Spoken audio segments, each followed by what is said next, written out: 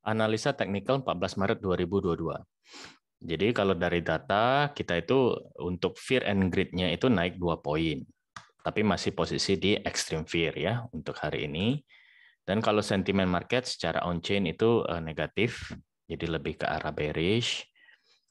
Untuk tren saat ini adalah juga slightly bearish ya, mendekati ke very bearish. Jadi memang kebanyakan lebih ke arah bearish.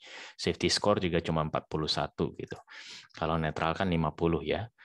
Kalau ini kita rubah misalnya ke 4 jaman, itu juga kemungkinan masih di posisi bearish. Jadi kesimpulannya memang untuk sejauh ini ya, kalau dilihat dari technical saja itu bearish. Nah, untuk data, kalau misalnya kita lihat dari open interest itu ada sedikit kenaikan nih. Nah, makanya tadi sempat mantul ya. Walaupun secara funding rate turun terus. Jadi ini masih netral ke bullish sedikit gitu ya. Walaupun memang belum kelihatan banget. LTH SOPR tadi masih flat. Nah, kalau untuk akumulasi whales, nah ini mulai terlihat ada kenaikan nih. Nah, ini tanda bagus ya, tanda ke arah bullish. Jadi ada bermacam-macam perilaku lah kalau teman-teman lihat ya dari data-data ini, itu gunanya kita juga supaya lebih objektif. Jadi bukan narik-narik garis doang, tapi kita ada datanya. Nah, di sini juga ada sedikit kenaikan, jadi inflows ke exchange. Jadi kalau bisa dibilang, walaupun ini masih sedikit ya. Nah, jadi bisa dibilang ada whales yang akumulasi, ya tetap ada whales juga yang mau TP nih. Masukin ke exchange. Kalau dari exchange reserve, stok BTC di exchange itu masih flat aja ya sejak penurunan kemarin itu. Nah, jadi kalau kita simpulkan seperti apa?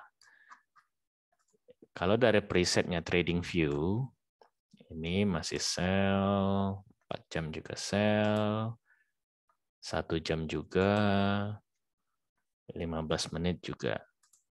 Oke, jadi memang lebih ke arah bearish tentunya ya, terutama kalau kita lihat di sini juga sudah break dari wedge-nya. Nah, ini sekarang kalau teman-teman lihat juga ini sudah ada support dan resistennya untuk beberapa time frame. Nah, sekarang pun memang berada di daily punya supportnya ya. Nah, kalau misalnya ini jebol, itu bisa masuk ke weekly atau sekitar 36.000. Nah, kalau daily ini berapa? Kira-kira di 37.200. Itu teman-teman harus cek gitu ya. Kalau sudah mendekati 37.200 ya hati-hatilah.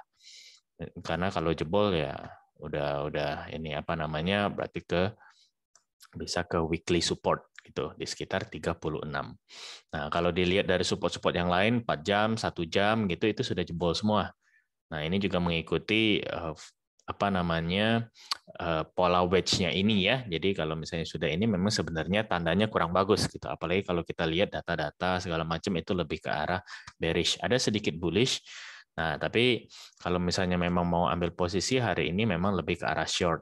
Nah, tapi kalau short itu ya arahnya pasti kita mau cari yang dekat-dekat posisi resisten gitu ya, atau dekat-dekat di sini gitu sekitaran 38.700 kalau sampai ke sini. Karena apa? Karena ya itu lebih risk reward-nya lebih bagus. Ada satu indikator positif yaitu ini namanya indikator volume gitu ya, volume profile visible range. Nah, ini biasanya itu ada tendensi atau ada kecenderungan itu harga akan kembali ke volumenya, volume terbesarnya. Jadi kalau misalnya ini sudah drop jauh, nah mungkin ada kecenderungan ke sini. Karena harusnya biasanya sideways di sini, karena volume terbesarnya di situ. Nah, kalau kita lihat ya, yang lain juga begitu. Ini walaupun sudah pump yang waktu itu pun naik tinggi, terus balik lagi ke sini. Gitu kan? Nah, ini sudah turun, naik, ini turunnya lebih parah, lebih dalam, balik lagi ke sini. Nah, tinggal masalah waktu aja gitu ya. Nah, tentu ini bukan sesuatu hal yang pasti gitu. Jadi memang harus dilihat saja. Nah, kalau misalnya memang mengikuti indikator itu, ya berarti kita boleh posisi ngelong juga. Nah, ngelongnya bagusnya di mana? Ya tadi itu, support itu tadi ya. Misalnya 37.200 kalau sampai di sini sekitaran situ. Jadi kalau misalnya turun lebih dalam sedikit 37 atau apa ya kita bisa SL. Jadi kan kecil tuh kerugian kita potensinya, resikonya jadi bagus gitu ya. Nah, ini tentu pure technical ya. Saya bilangnya. Jadi dan saya bahas cuma BTC gitu. Jadi kalau misalnya kita lihat berita-berita itu ya beda lagi gitu ya. Mungkin ada kesimpulan-kesimpulan tertentu. Nah, ini saya coba akan buat juga harusnya langsung setelah ini mengenai berita-berita yang mungkin bisa mempengaruhi market hari ini. Saya buat terpisah aja lah videonya, karena ada teman-teman yang cuma suka technical aja, ada yang mau lihat berita, jadi bukan satu video yang sangat panjang gitu ya. Mau di skip-skip kan kesian juga. Oke, untuk technical mungkin seperti itu. Semoga membantu teman-temannya, semoga bermanfaat. Stay safe di market tentunya. Dan kalau misalnya memang suka dengan video seperti ini, bisa support saya di like, subscribe, dan juga komen serta share ke teman-teman yang lainnya supaya mereka juga bisa mendapatkan manfaatnya. Thank you. Bye.